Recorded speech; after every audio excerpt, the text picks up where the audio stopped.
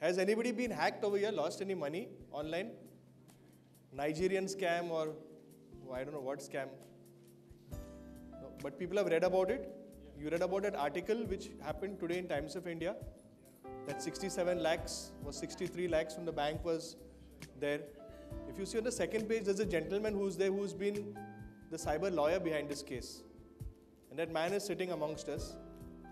Oh, I'm going to introduce him and he's going to talk to us 5 or 10 minutes how we can be safe online and how to prevent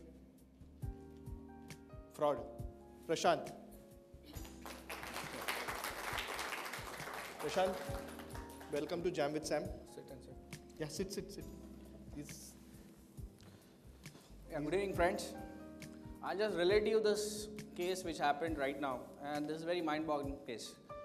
This is a unique case which happened to this gentleman. He's an NRI, stays in Linking Road, and this, I should not be ashamed to name the bank also. This is SBI Linking Road branch. Okay, people who have an account in this branch, be careful.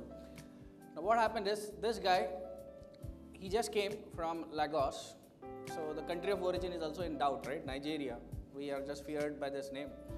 So the moment he came and he went to the bank, he found out that his 3 FDs, fixed deposits, were broken and 63 lakhs was transferred. So when we started inquiring, we came to know what is the story. And I'll relate you the story in 2 minutes. Now, bank gets a call from, gets an email. Now this gentleman's email was hacked.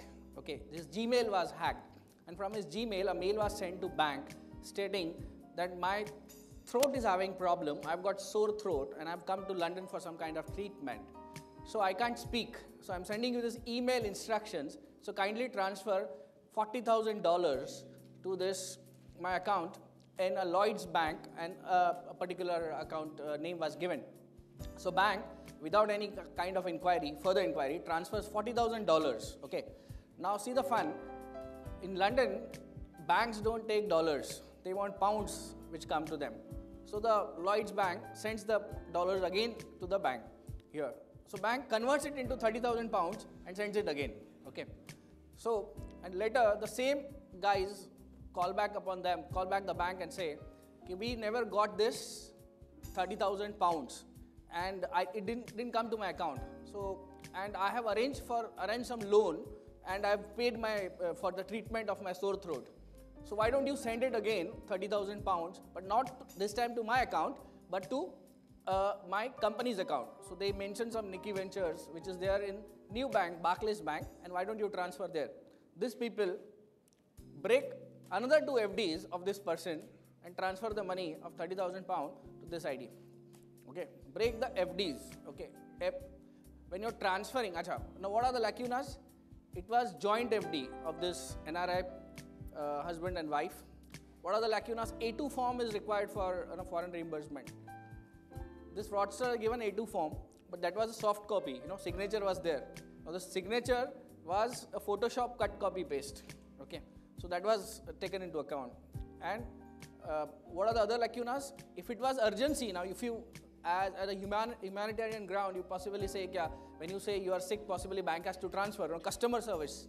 But they took 21 days to transfer that money. So you can't really take that pledge, it was customer service as such. Okay. So this is the case what happened right now. Yesterday it was on Times of India front page. Today it's on 8th page, the follow-up story. I'll give you a short story of another. This is called SIM exchange fraud. Now what happens here is, I'll give you a story only, case study. I've got a client called Professor Dhande. Now I want to give his credentials. He was ex-IIT director, IIT Kanpur director. He is member of National Security Council, sits with Prime Minister. He is member of UGC. He is a director on ONGC Videsh, and on whatnot boards in the country he is a member of, okay, and a great luminary. Now this guy, I found out in Pune Cyber Crime Cell, actually pledging a small inspector that my money has gone. How much money? 19 lakhs. He just got retired, transferred his money to a consulting firm, and how he was defrauded, very interesting story, a story of its own kind. The fraudster takes an authority letter of Mrs. Dhande, because they had a joint account, and goes to Vodafone Gallery and says, I am the representative, I have this authority letter, my madam's SIM card is not working. Kindly issue a duplicate SIM card. So they ask for some, all those, what do you call, identity proofs and all that. So identity proof is produced. That's the passport copy of Mrs. Dande, where Mrs. Dande's name is written, sex is written female, the photograph is of Dhanidhi Maran. Shit. Okay, the photograph is of Dhanidhi Maran, or how you spell, and this has been given, and a new SIM card has been issued. And when the SIM card is issued, the fraudster commits fraud, does 6 transactions, transfer the money because OTP gets generated on that, and all SMSs you get on this phone. You have to remember, what is the takeaway from this? The moment your phone is blocked, you don't get calls in the middle of the night, call up your bank from other phone and freeze your account. Because this is, I'm handling around worth 6 crores of frauds only on SIM exchange. Within span of 8 days, there were 38 SIM exchange frauds, and all were Vodafone. Now we are expecting a landmark judgment where Vodafone is in the gallery, in the court, and against Vodafone. That will be really a very bad landmark judgment against them. So frauds are on the rise. Don't take, see, I saw so many digital marketing people, at least I spoke to, and that's become an end thing. And we take emails and this digital life as if that's the last thing. I see people who work for IT and they want to divorce their wife, they search sample divorce notice, download. Okay, so they try to do that also, playing with life, a divorce notice out of Google. So that's how life has become. Okay, so now obviously this business has to be boom. Simultaneously, there are umpteen amount of fraud. Now let me explain you. Nigerian frauds are not happening from Nigeria anymore. They're happening in Mumbai only. Okay, so we have first they were in Dongri, we kicked them out. They have made colonies in Mira Road. I think many people are aware of this. Okay, so they are very much here, but they use IP address which are masked. Okay, so what happens is when you go for some kind of investigation, digital investigation, the IP address which first police encounters is of Lagos or London, and the investigation stops. Why? Because it's of London. वो बोलेगा sir बाहर का है, हम कुछ नहीं करेगा अभी, तो आपको टाइम लगेगा इसके लिए. Okay, so they have found out how police investigates. Now you go to cyber police station and you'll always find 3 or 4 Nigerians sitting outside the police station, okay, as if they are the clientele and they have come. Yeah? And it is a reality of Indian policing, because I work with police constantly, that these Nigerians are very stout guys, above 6 feet, with nice body. Okay, there was an official comment and which is bringing an uproar in the national media also. Northeast inspector, there's a lady inspector, she says, I can't arrest a Nigerian guy because he has more power and more height than me. Because on the northeast side, you have this little lesser height, no? And that was a comment she made in the IPS officer's gang, and she was then deeply violated also. But that's the story here. These Nigerians, when we arrest, they will start beating the police. They will start beating the inmates of the jail. They beat themselves also. They beat themselves. And they will start doing all kinds of things inside the jail only. So people want to get rid of them. Okay. So e-frauds are here. E-frauds have not started. They have been already there. I have got old cases of 2001, 2002, okay, which are there. We have banking frauds. We have mobile banking frauds. Okay. Just to make you aware, you can never guarantee that your mobile is not been bugged. I give a precautionary measure is when your mobile goes for some kind of repair and you are a real professional working and your mobile is important for you, it's better to sell it off there and there only and buy a new mobile. Because it takes only under 1 minute to transfer a Trojan into your mobile. And it just happens on a Bluetooth. There are various websites on the internet which sell such kind of software. It's MobiSpy, MobiCD, MobiCID, so many. They're Indian companies. For 2,500, your life would be ruined.